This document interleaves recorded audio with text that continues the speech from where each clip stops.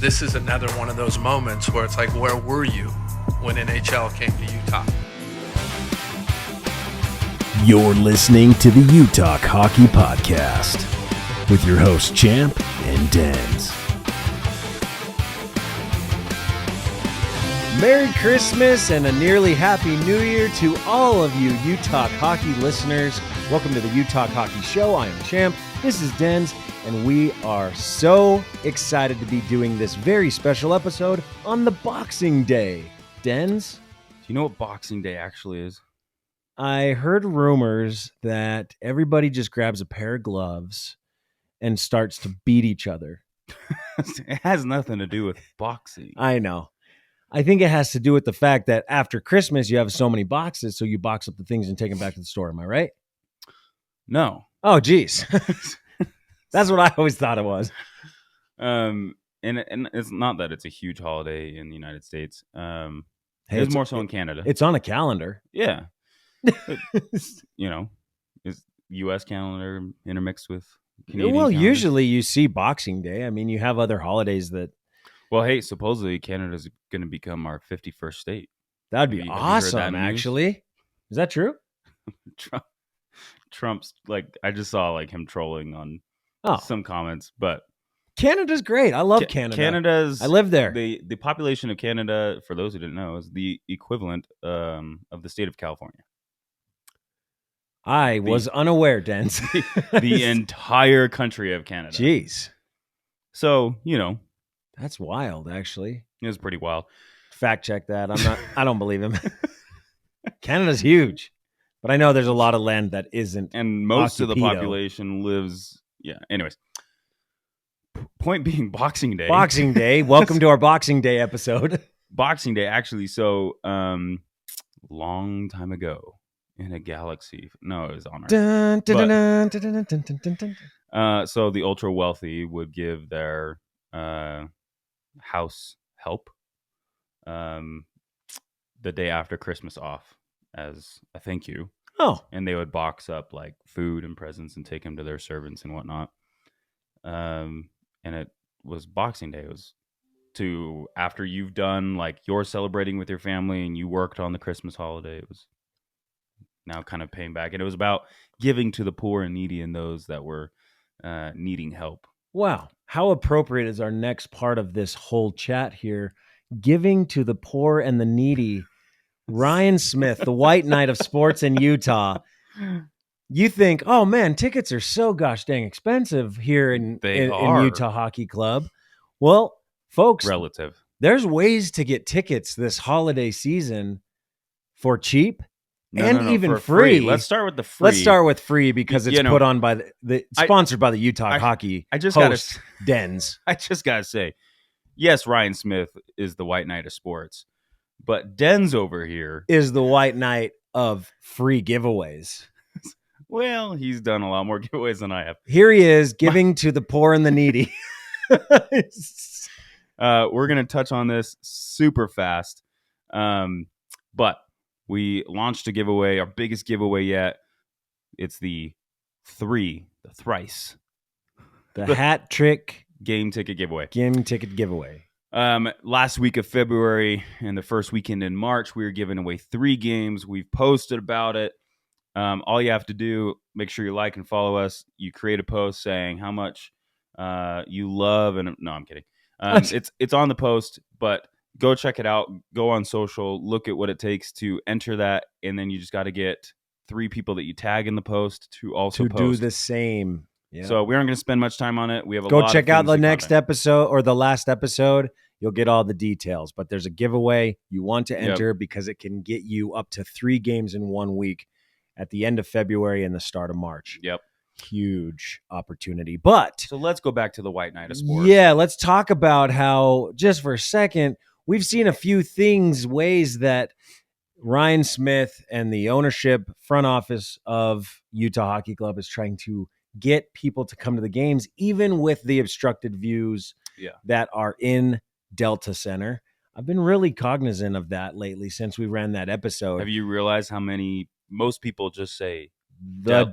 Delta Center? Nah, dude. Like in announcements and stuff that's at the true. games, like everything. But I wasn't. I always said the Delta Center, but now I'm actually Anyways, saying we aren't Delta Center. rehashing this. No, we won't rehash that either. But to point this out real fast, the Delta Center, I think the seating capacity officially under 12,000 of unobstructed, just under 12,000 unobstructed views. People would argue that they're obstructed still, but I mean, I would argue that mine's a little bit of obstructed. that's true. But the really bad obstructed views.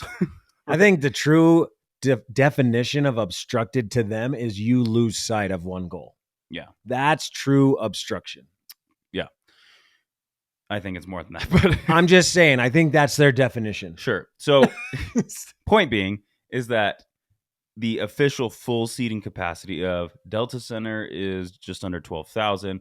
The average game attendance have been between 13,000 some odd seats sold all the way up to literally full capacity, even in all obstructed views at 16 some odd thousand seats. That's pretty crazy. That is crazy. So Ryan Smith is like, well, you know what? We should try to get people into those obstructed seats, even though you can't see one of the goals. Yeah. So there's been some people in some groups sharing photos or images of promotions that they're seeing in the local area where they live. One person posted about $10 Utah Hockey Club tickets with a free hot dog and a drink if you spend a certain amount of money at Smith's. Smith's, not Ryan Smith's. I mean, you'll do that too, but Smith's store, grocery, right? Well, but that was the important thing about the obstructed views is that most of it was given away to like corporate sponsors and companies to do something like this. Right. And so in this specific opportunity, you spend $20 at Smith's, you'll get 2 tickets. You spend $40, you'll get 4 tickets. And then if you spend $80, you'll get 8 tickets at a $10 price point with the obstructed view and a free hot dog and a drink. So when I think of like my family, I have 5 children. Yeah. Okay. One of them's free, so we wouldn't have to pay for Gwen, but 4 children, my wife, myself. So 6 tickets. If I spend $80, I'm getting 8 tickets, $80, and it pays for a hot dog. And my kids, they don't need a lot of food. They just love the experience, right? Hot dog and a drink, they'll be ecstatic. So for $80, and then then any Smith's location? Well, that's the thing. It doesn't start till January 8th, supposedly, and it was specific to that location in that West Valley Smith's. So Jeez. My guess is that it is. They really want West Valley coming to the games. It most likely, in my guess, as a marketing professional, would be local to Delta Center, very close to Delta Center, right? Because the people that are close, just like in Salt Lake Valley as a whole. I bet it'll spread over time, but my guess is they're focusing on the general area of Delta Center first. Well, my guess is it's the main sponsor, so they have title sponsors that have purchased all those seats, and they get to do giveaways however they want. So if you have seen that sign, let us know. Let the fans know by commenting on our episodes. Let them know that it is out there and it is an opportunity that you can spend there. The other West Valley, right? At least, I mean, if you find it somewhere else, let us know. Right? Now the other one that we'll do, and then we'll jump into our first segment, is what the Utah Jazz recently posted. The Jazz are trying to get people to come to more games. Usually it's sold out, but I do feel like ever since Utah Hockey Club has joined the professional sports arena in Utah, they've taken some of the love from the Jazz away from their games. Rightfully so. Rightfully so. Hockey is better. And I love going to Jazz games. I've been to many Jazz games. But it is nothing like a Utah Hockey Club game. And if you ask me which would I rather go to, I will hands down always say Utah Hockey Club hockey game. Yeah. Now, what they're offering, and this is another one that the fans have posted, is introducing the Jazz Fan Pass, a monthly game pass for $65, which is already less than one Utah Hockey Club at its lowest cost price, right? Unless you want obstructed views.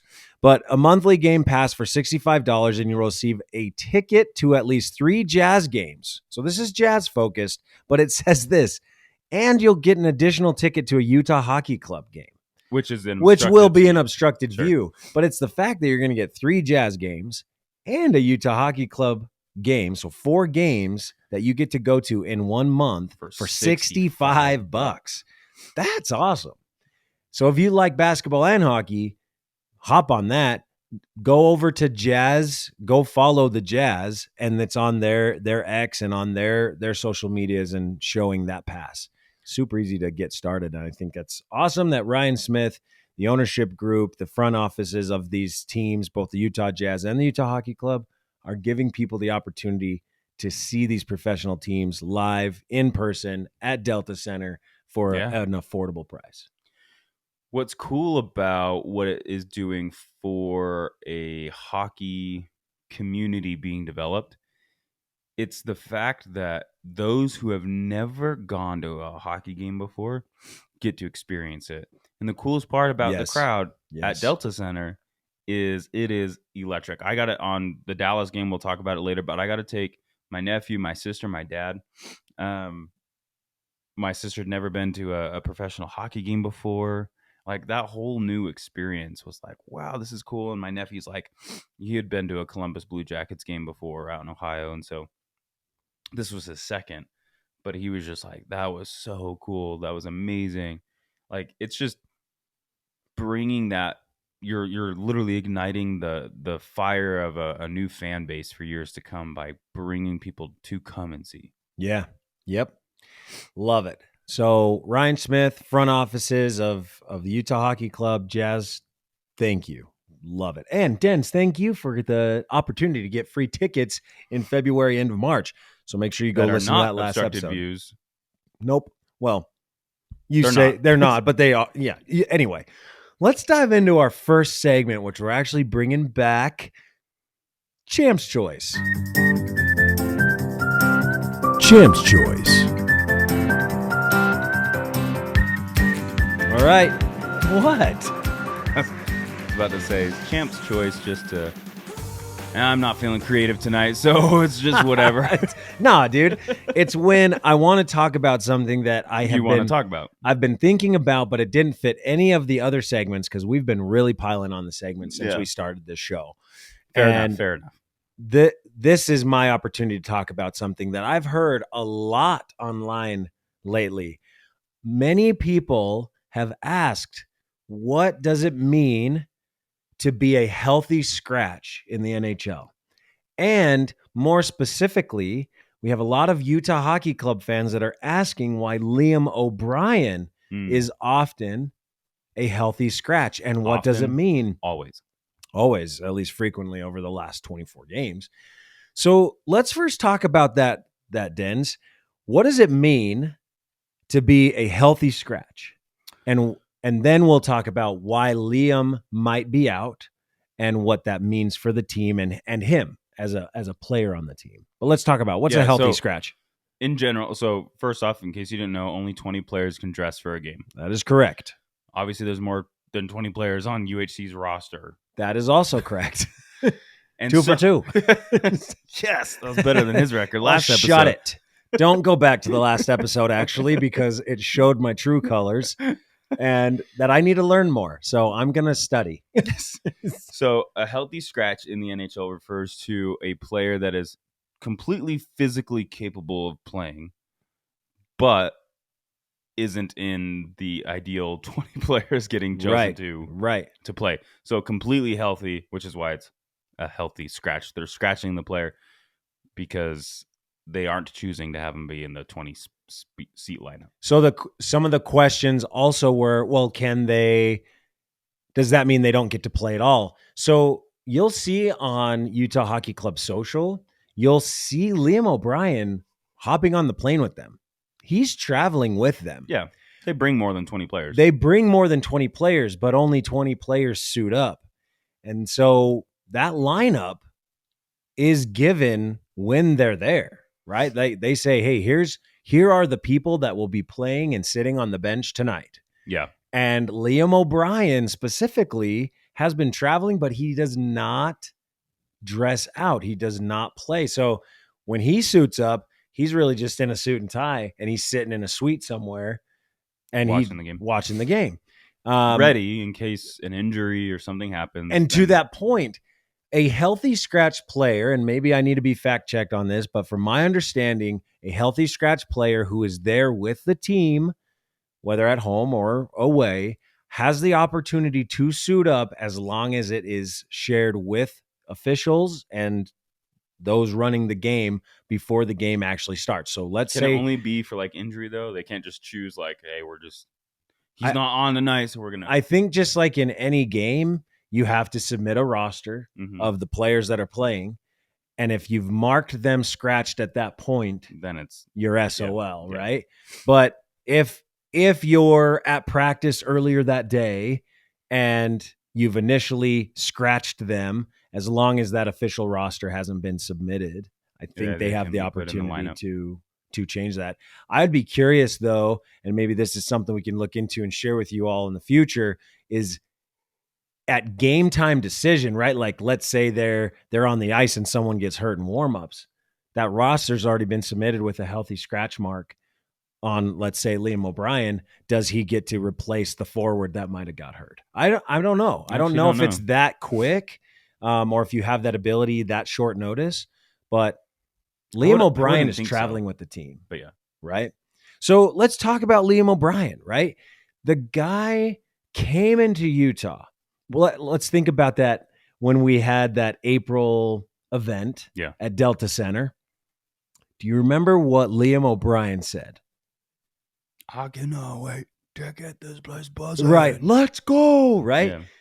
At that moment, Utah fell in love with Liam O'Brien. Spicy Tuna. You see Liam O'Brien, Spicy Tuna jerseys all over Delta Center when the games are played. But then people are getting frustrated. Which had to have been custom. Yes. Because they didn't actually. Right. Because Liam O'Brien isn't even like, he doesn't play much, if at all. Right. And so I think that's why I keep hearing fans saying, why isn't Liam playing? We want Liam. Well, folks, Liam O'Brien. Just because he won the hearts of everyone doesn't mean he was a great player. Right. And this isn't a slight at Liam's skill. No. Right. Liam is an amazing hockey player.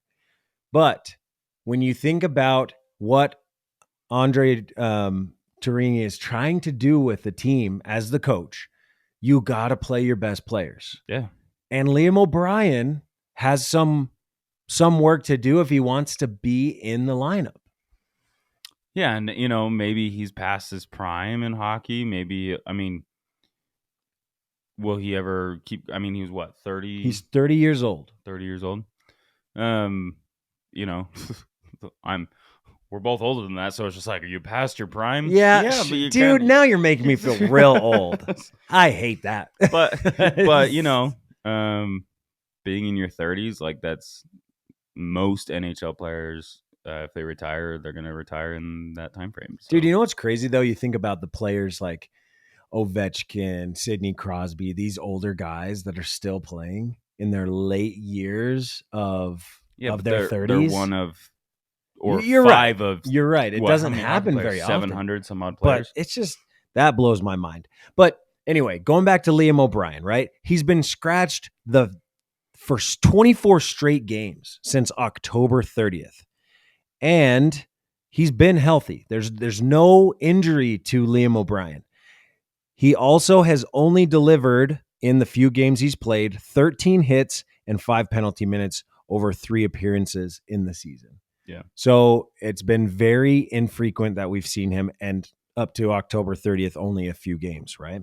Yep. And so my question to close out Champ's Choice, we know what healthy scratch means now. Right? There's more we could learn about it. But with Liam O'Brien and where he's at, let's say, just going to give you a hypothetical here, and then we're going to jump into face-off frenzy, so more questions. But, Denz, let's say Logan Cooley gets hurt. Heaven forbid. Hypothetically, Logan Cooley gets hurt. You don't call Liam O'Brien to take his spot at center.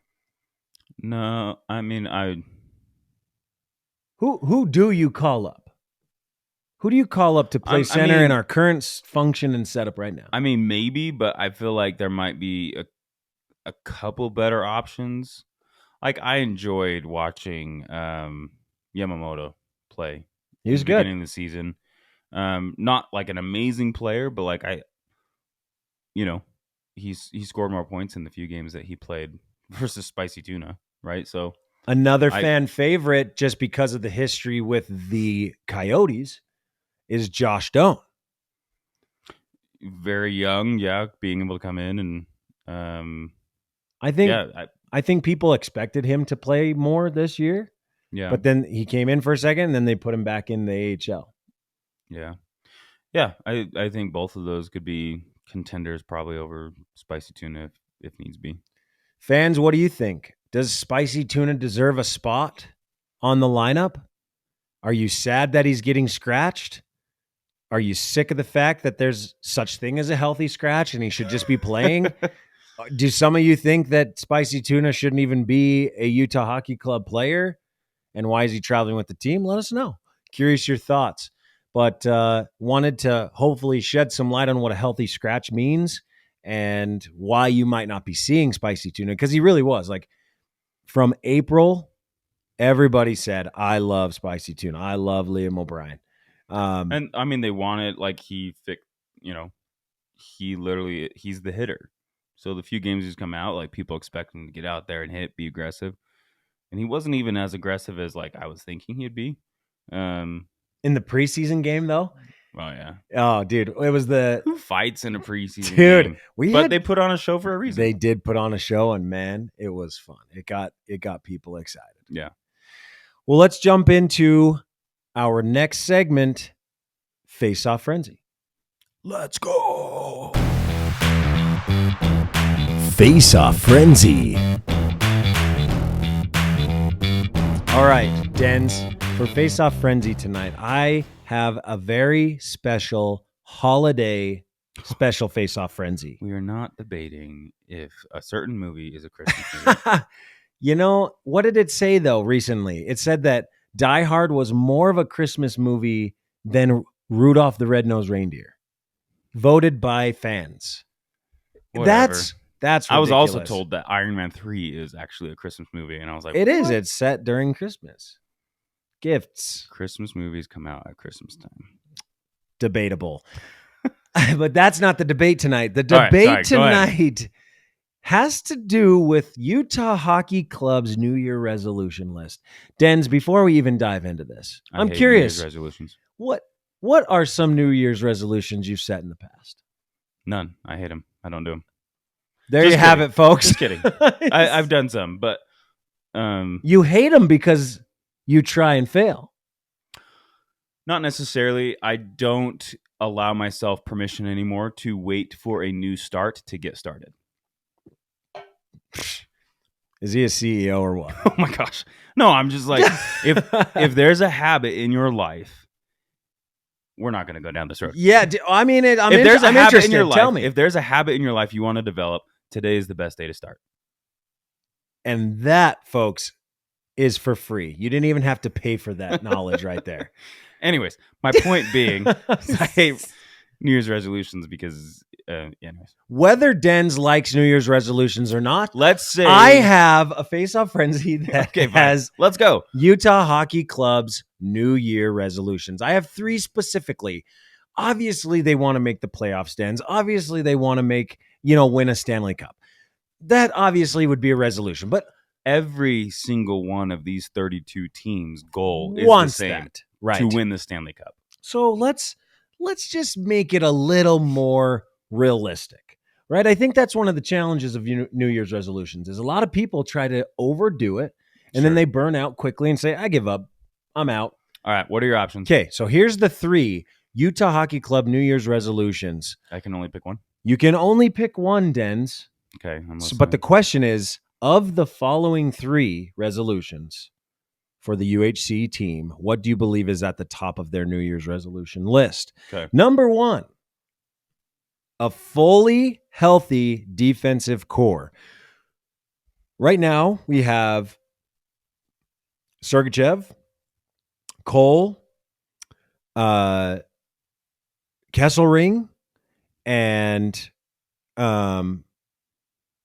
Cripes. I'm blanking on the name here. Either way, we have those guys, right? But then two guys that have been out due to injury are Dersey. He hurt his shoulder early on in the season. He's out 4 to 6 months with that shoulder surgery. That was at the start of September, I believe, early October.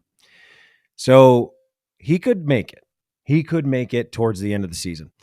There also is Marino, who we traded for in the draft. And during mini camps or during just going through the camps, 3 to 4 months back injury. He had back surgery. Yeah. So a fully healthy defensive core to be back for a season, an end of season run. That's number one. Mata was the other player. Thank you, dude. Thank you. Mata. I was like, what is his name? Right? Mata. Thank you. And then a couple other guys that float in and out. The next one, end the season above 500, which if they're above 500, they most likely will make the playoffs, right? So they're currently at 16 wins, 12 regulation losses, and 6 overtime losses. So they're just under 500. Well, no, they're over 500, but it's not enough right now to get them in the playoffs on the current track record. They have more losses than they have wins because you count those OT losses as losses still. I think we're currently on the season at 56% win percentage. Maybe I miscalculated. Okay. We're above 500, but yeah. Above 500. So finishing above 500, okay. Right? And then third, beating Dallas the final 2 matches in 2025. So we've played Dallas twice, and they've both been in Salt Lake. And we've lost to them both times. So the last 2 games we play them, one is going to be on January 4th. The other one's on April 12th, both in Dallas. You don't even need to ask me. Dallas. It's got to be number. I don't care if the other ones are more important. I just want to see them freaking beat Dallas. Twice. So that's at the top of your resolutions list. It's not at the top of theirs, but it's at the top of yours. Nice. So for me, because both games, they won 2-1 earlier in the month, and then they just won Monday night 3-2. And UHC should have won. Shoulda, coulda, woulda. They needed to clean up a few things. We're going to talk about that in addition with Denz. Yeah. Anyways, Dallas is going to be the top of my list. Dallas, of course. My specific one is definitely a fully healthy defensive core. I feel like we tighten up D, and we've been doing well, right? Like, we've been playing better. Defense has been better. There are moments, though.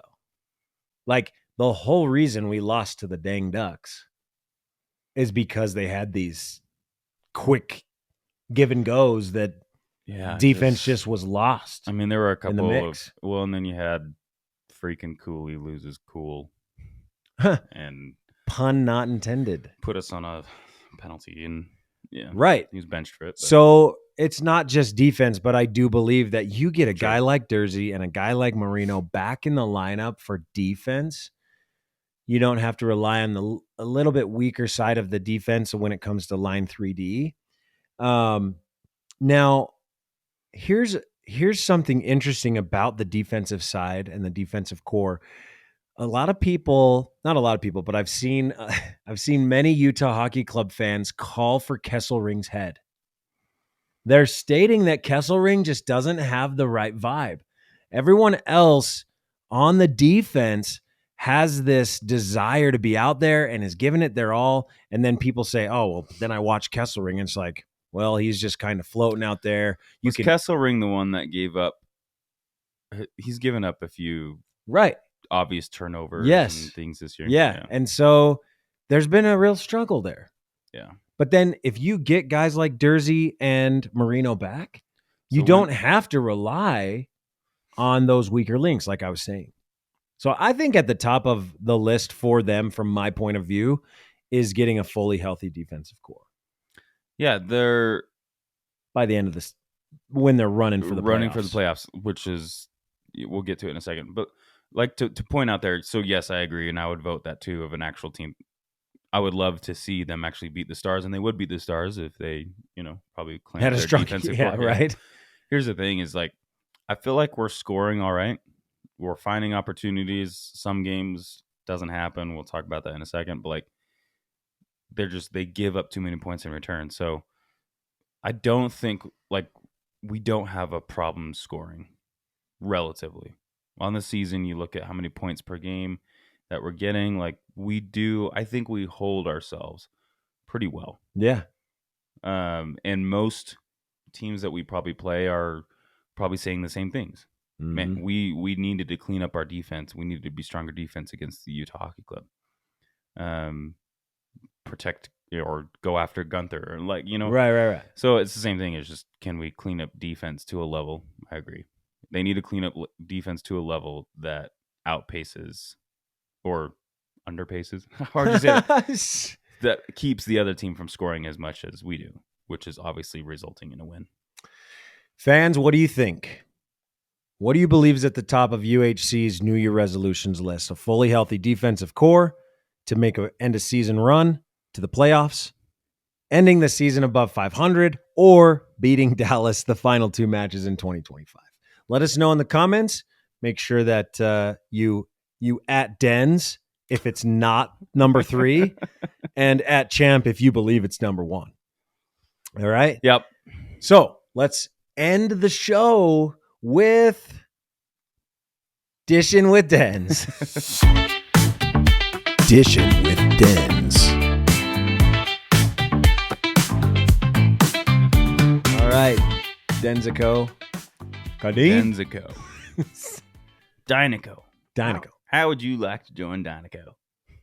Thank you, Mr. the King. Wow. No. Dishing with Denz. Yep. Let's dive into it. So we were hot, but then we're not. And now we're not. Now, relatively, I would say before Sunday and Monday's game, we lost. UHC's been hot, dude. We've been hot, and those were just super unfortunate games. And, going into, I kind of want to back up of kind of what the last 16 games have been. Because if we are consistent in one thing, it is this, and I just want to point it out. Our last 16 games were about 56% on the win. And we're 9-4-3, right? Yep. On the last 16 games. But here's something interesting about those last 16 games, which was like the week of Thanksgiving and on. We have not lost by more than 1 point. And we've won 6 of those 7 games in that stretch before these last 2 happened. Yeah. Like, we're winning. Yeah. They're winning. It's on the flip side. We're only winning and we're by only like 1 on sure, a lot of these games. But we're only losing by a little bit too. So it's interesting because looking at how the games could have gone, they could have gone either way on both sides, wins and losses. It's been so interesting how close these games have been. Yeah. For the most part. It's been exciting to watch, though. It's Denz. been like, some people call it exciting, other people call heartbreaking. It just heartbreaking. Some people are just stressed. The Dallas watching, or no, not the Dallas game, the Wild game, dude. That Wild game, not the one we won, obviously, that was exciting, but the one, in Salt Lake at Delta Center, and gosh, they just came in, they got that last one, and then we went into overtime, and it ended in a shootout, right? And the Wild, that was the Wild shootout, I think so. First shootout in UHC history. You got to remember that because that's going to be a trivia question. That was 5-4. Yeah, they ended 5-4. Yeah. And it was Bugstad. He went to try top yep. shelf, and it Almost. went over the shelf. Yeah. Yeah, so, we aren't doing awful. I believe we're doing better than what we were doing in Arizona, which is exciting progress, right? But is it enough? Here's the thing. We're at 34 games as of tonight, played on the season. Once we hit that 40-41 marker, right? We're a midway point. That fight for your spot in the playoffs really starts to matter. Yeah. And we're still below the line right now. Yeah. Barely. We're barely below it. But like, if you want to secure your spot in the playoff, what you've been doing. So you look at the last 16 games, we're at 56% win percentage. But then you look at the entire season, we're still at 56% win percentage. Right. So Right. if we're looking at the consistency of these last games, whether they're consistent actually or not, it needs to change if you're going to break over that barrier, because what we've done thus far has not been enough. Yeah. So if you can count on the other teams staying in their consistent lane and really trying to dial in the second half of their season as we head into the second half, that's critical. So things have to change. And I agree with you. I think it's the defense needs to get better.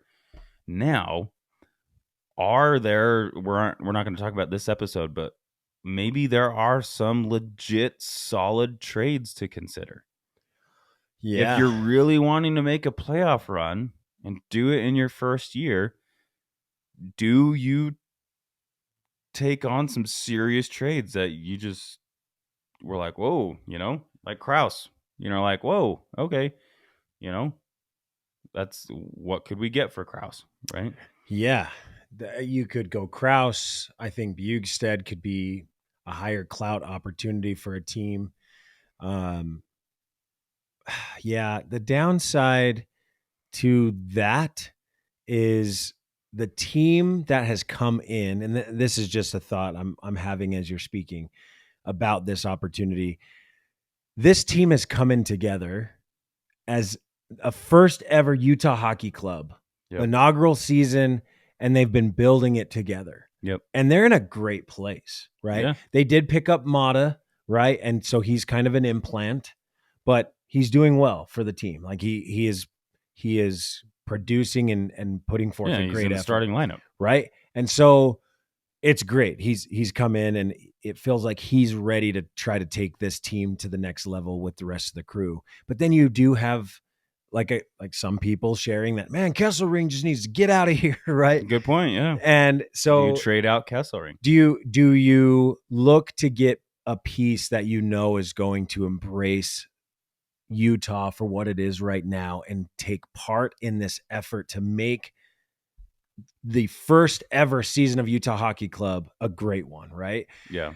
Most people in professional sports, when they come to Salt Lake, don't necessarily love the idea of coming here, right? Sure. But because it's fresh and new, you really could bring someone in. And so that would be one fear I have, is if you go and trade for somebody, you're going to lose it. That's why I believe you just got to get those guys healthy. Dursey, Marino, you have those players. They just need to be back at it. And they should be healthy come playoff time. Right. Or right even before. Like that's the hope, is that they can get there right before. Well, when was Dursey? When did he go out? Dursey got hurt middle of October, I think early October. Yeah, it was like 2 weeks in. So if you're thinking timeline, he could be back as early as February, but as late as end of March, early April. So if we did even make it to the playoffs, you probably could see Dursey suiting back up. He'd be suiting up maybe a month before playoffs start. Right. But then you have Marino, who had back surgery and expected timeline 3 to 4 months, but that happened in August. Yeah. And so we could see Marino in January. Yeah. But he hasn't played with the team since camp before the season. And so are we going to see this? Yeah, exactly. You got to come in and that would be worrisome probably to some, but could be worrisome, or it could be the thing that gets you, with the way the season's been panning out for most of the NHL, I'd say we got to get above 60% in win percentage to be secure in a playoff spot. Yeah, you think about some of the teams, like we were looking before we jumped on. Vegas over the last 16 games has a 72%, or is it 72 win percentage over the overall? last 10 games is 80%. Yeah, 72 overall in the seasons. So on a win percentage, as of this moment, Vegas is on top. Right. But then you have the team that we've all come to despise, the Dallas Stars. They're at 60% win percentage. Yeah. And folks, if That should have been ours. Yeah, if we beat Dallas, we get the 60 and they drop down to 56%. That's what was supposed to happen. And that's what's frustrating about some of these losses. I know. Right? So, Dallas is interesting because they're not only are they an in-conference rival, but they are the rival that we're probably going to be etching against the rest of the season for the spot. The Avs are going to be there as well. So, it's an interesting spot. We're headed into the Avs tomorrow night. Let's talk about that game for a second. What are some key things? The first thing that pops into my mind is what happened. Defense. That's a huge piece of it. Sure. But you know what I've noticed, and it's actually really bugged me, is Monday and Sunday's game, we freaking forgot how to play. And even other games that we've won that I feel like, wow, I don't know how we won that. Like, where is this one-man show coming from? You know how many times I've seen there's no play being made. Like, we've experienced it playing hockey as well. It's really frustrating when we're sitting on the bench and we see a one-man show going on. Especially when you see your teammate on the other side and we Completely all are available. yelling, just pass the puck. Just pass the puck. So it's interesting is I find myself feeling that same emotion, especially against these last two games. And I actually feel like that's where we lost the game. We weren't playmakers. Like it just didn't happen. And it was interesting. Just that thought came to me. It's just like, whoa, like who are some of the players that you notice were trying to be the hero? Like puck? Everyone. That was the crazy part. It's like anyone who brought it in, everyone was holding on to the puck. They weren't passing it. So it was just like, yes, we had some great moments of a play, but I'm just like, this whole like trying to stick handle, I mean, Kesselring, the part of it, like trying to hang on the puck, trying to like out skate someone. And I get it. Like I've been there in rookie league level, right? Not even comparable. Hockey's hockey, dude. Hockey's hockey. Hockey's but hockey. Like, you're in the moment and you're just trying to not lose the puck versus anyways. So I get it, but I expect cleaner play. And especially I go back to the second period against Dallas on Monday. Yeah. Man, that's where the game was lost, was second period. Thankfully, things got cleaned up in the third period and they started looking like a hockey team again. Still wasn't enough to win. But those last 10 minutes of the game on like, if the clock had a little bit longer, I think we could have actually pulled it off. But man, second period is where they lost the game. And I think a lot of that actually came to the fact that like, where's the team play? Like, where does the play making happen? And it just felt like a one-man show so many times of like, and it looked good in so many times, and like Cooley's taking it in and there's other, anyways.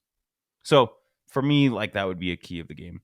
Go in, hopefully everyone's been on break for Christmas across the entire NHL, right? Last time the Avs played was Sunday night.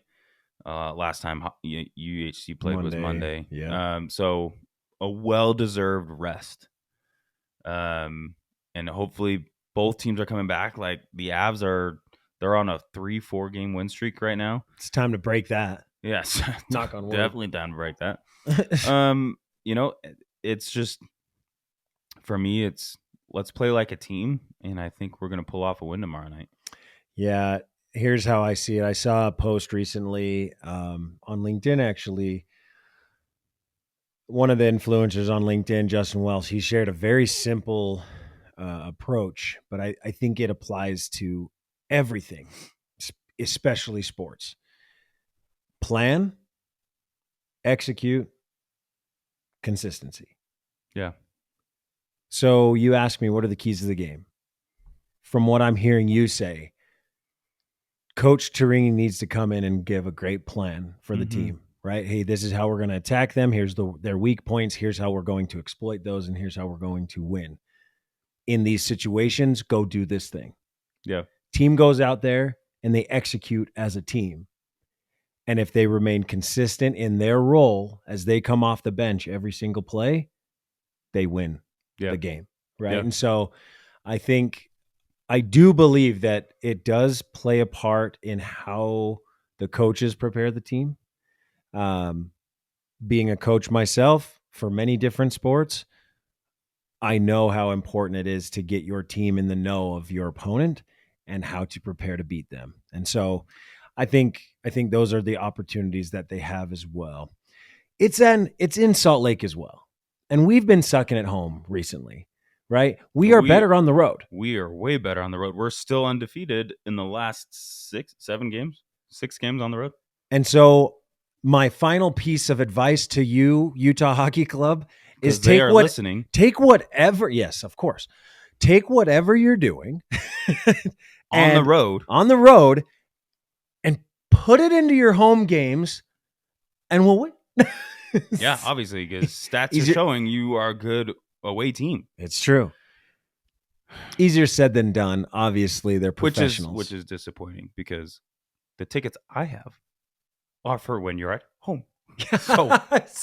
So we keep seeing them lose. Yeah. Oh, man. But there's no better feeling when you're at the Delta Center.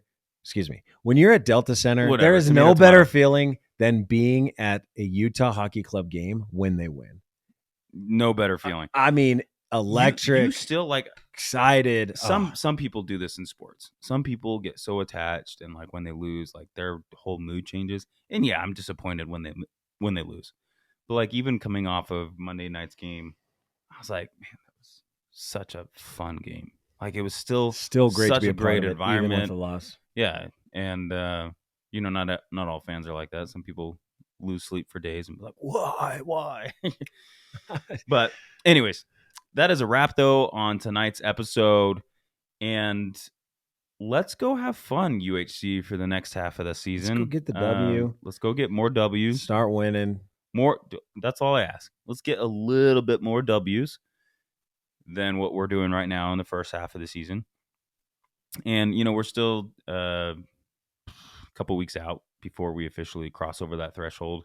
So we'll give an official edition with Denz half-season update in a couple weeks once we cross that line. But, that we just got to win a little bit more than we are losing right now. And I think we're on the cusp right now, and that'll give us over that line of being playoff worthy. Because I hate when the second week of April rolls around and then it's just over. Yep. Let it extend at least 7 more games. Can you imagine?